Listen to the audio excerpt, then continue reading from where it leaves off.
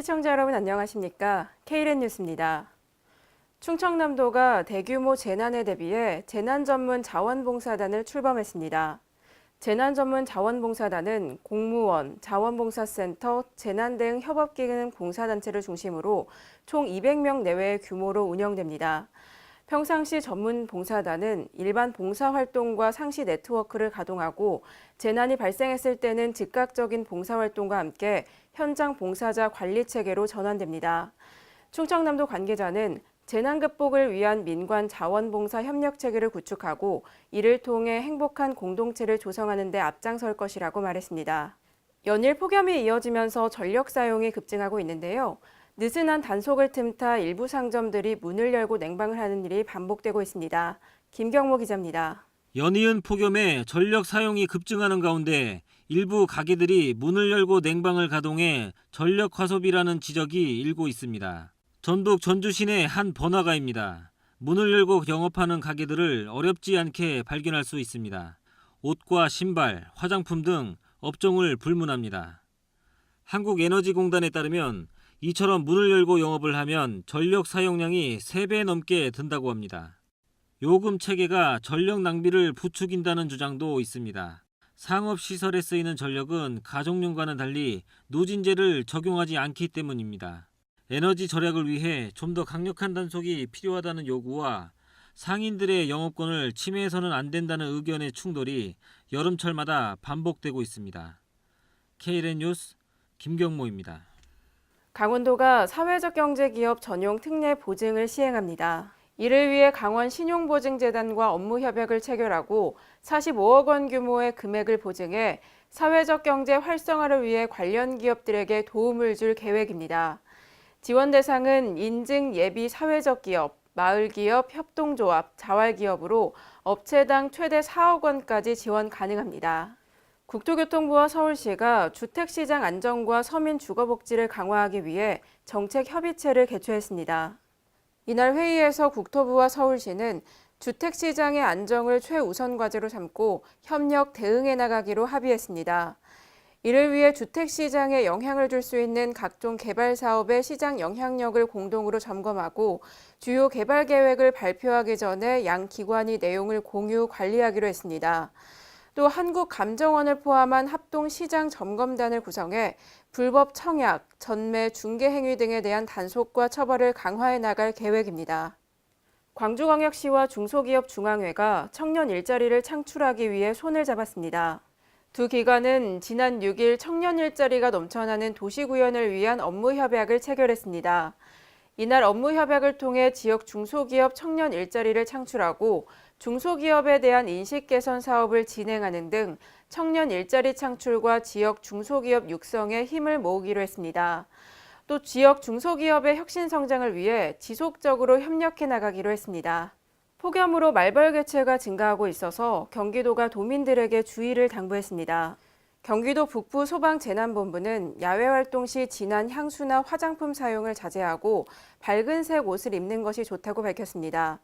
만약 말벌에 쏘였을 경우 안전한 곳으로 피해 손이 아닌 신용카드를 활용해 벌침을 제거하고 쏘인 부위를 얼음으로 찜질하라고 말했습니다. 하지만 현기증이나 발진, 어지럼증, 호흡곤란 등의 증세가 있을 때는 반드시 119에 신고해 응급치료를 받아야 한다고 당부했습니다. 문재인 대통령의 대선 공약이었던 도시재생 뉴딜 사업이 본격적으로 시작됩니다. 전북 군산을 비롯한 전국 51곳의 시범사업지는 앞으로 2022년까지 도시정비에 들어갑니다. 김경모 기자의 보도입니다. 도시재생 뉴딜 시범사업이 이달부터 포항, 군산, 사천 등 전국 51곳에서 본격적으로 추진됩니다. 도시재생 활성화 계획 완료 지역에 대한 국가 지원 사항이 지난 2일 최종 확정됨에 따라 2022년까지 총 4조 4,160억 원 규모의 예산이 투입됩니다. 도시재생 사업은 중심 시가지 및 근린재생 사업과 주거지 재생, 우리 동네 살리기 등 크게 4가지 유형으로 구분됩니다. 경북 포항의 경우 폐교 부지를 활용해 문화예술 공방을 조성하고 세종조치원엔 철도 부지에 지역대학과 함께하는 창업교육센터를 설치합니다. 전북 군산에서는 버려진 수협창고를 청년창업공간과 도시재생센터로 새 단장할 계획입니다. 군산 수협은 그 군산 하구트 건설로 인해서 바다 퇴적으로 인해서 바다 수심이 낮아짐으로써 그 항만 기능이 쇠퇴하게 되었습니다. 그러다 보니까 그 옛날 그 어펀장 기능이 그 기능을 상실되게 되고, 그러다 보니까 15년 이상 이제 그 아무런 용도도 없이 방치되어 있던 그 건물이었습니다. 그래서 우리 시는 도시된 그 어울림 플랫폼을 조성하고 1층에는 커피숍, 빵집, 그 특산물 판매점 등을 좀 시켜서 일자리 창출은 물론 침체된 지역 경제를 활성화시키고자 도시재생 사업을 추진할 계획입니다. 국가 예산 확정에 이어 사업 심의 권한을 위임받은 도시재생실무위원회가 본격적으로 운영되면 도시재생 사업에 속도가 더욱 붙을 것으로 전망됩니다. KLN 뉴스 김경모입니다. 오늘의 브리핑입니다. 환경부가 지하수의 수질 보전 등에 관한 규칙을 개정했습니다. 이번 지하수 규칙 개정안은 지하수 오염 유발 시설에 해당하는 시설을 확대하고 해당 시설 관리자가 이행해야 하는 조치 사항을 보다 체계적으로 명시했는데요. 환경부 관계자는 이번 개정으로 지하수 오염원 감시 체계를 강화할 수 있을 것으로 기대한다고 밝혔습니다. 경남 김해시가 주거급여 부양 의무자 기준을 폐지합니다. 이에 따라 오는 10월부터는 소득 인정액 기준만으로도 주거급여를 받을 수 있게 됩니다. 이는 부양 의지나 능력이 없는 부양 의무자가 있어 급여를 받을 수 없었던 저소득 가구를 주거 사각지대에 방치한다는 지적에 따른 조치입니다. 주거급여 지원 대상은 기준 중위소득의 43% 이하로 4인 가구 기준 월 194만 3천 원 이하인 가구입니다. 경상남도가 축산농장 사료 저장소 자동 온도 조절 장치를 보급 지원했습니다. 총 1억 5천만 원을 투입해 사료 저장소 자동 온도 조절 장치 280대를 구입하고 도내 축산농가 중 사료 저장소를 보유하고 있는 농가에게 한 대당 95만 원 이하에서 선택 구입할 수 있도록 했습니다. 경상남도는 이번 사료 저장소 자동 온도 조절 장치 보급으로 부패 변질된 사료급여가 줄어 가축 폐사율이 낮아지고 질병 발생이 최소화될 것으로 기대하고 있습니다. 경기도 군포시가 이달 중순부터 라돈 측정기 무료 대여 서비스를 전면 시행합니다. 최근 라돈 침대 사태로 인해 불안을 느끼고 있는 시민들을 위해 서비스를 실시하는 건데요. 라돈 측정기 무료 대여 서비스의 대여 기간은 2일이며 이용 예약을 원하는 시민은 주소지 동주민센터의 대여 서비스가 가능한지 사전 확인 후 신분증을 지참해 방문 접수하면 됩니다. 지속되는 폭염으로 물 사용량이 급증하면서 전북 고창 지역은 수돗물 공급에도 비상이 걸렸습니다. 특히 고창군 상수도 관말 지역은 수돗물이 제대로 나오지 않아 물 사용에 어려움을 겪고 있는데요.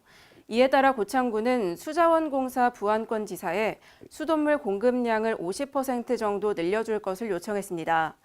또 시민들에게 SNS와 문자 알림을 통해 생활용수 이외에는 물 사용을 자제해달라고 당부하는 등 물 절약을 독려하고 있습니다. 경상북도가 오이 스마트팜 모델을 개발합니다. 이번 사업은 ICT를 활용해 생산비 절감형 첨단 생산 기술 개발을 지원하는 사업입니다. 경상북도는 국비 4억 7천만 원을 투입해 오이 재배 생산 관리 전 과정을 과학적으로 분석하고 그 결과를 전문가의 검증을 거쳐 모델화할 방침입니다. 한국한의학연구원 한의기술응용센터와 대구 양령시가 자금정의 아토피성 피부질환 치료 효과를 세계 최초로 규명했습니다. 이 기관들은 자금정의 염증성 사이토카인과 케모카인을 각각 20%와 25%에서 50% 이상 감소시켰다고 밝혔습니다. 이를 통해 자금정의 아토피 피부염을 억제하고 치료에 효과적이라는 사실을 과학적으로 증명했습니다. 이상으로 KLN 뉴스를 마칩니다. 시청해주신 여러분 고맙습니다.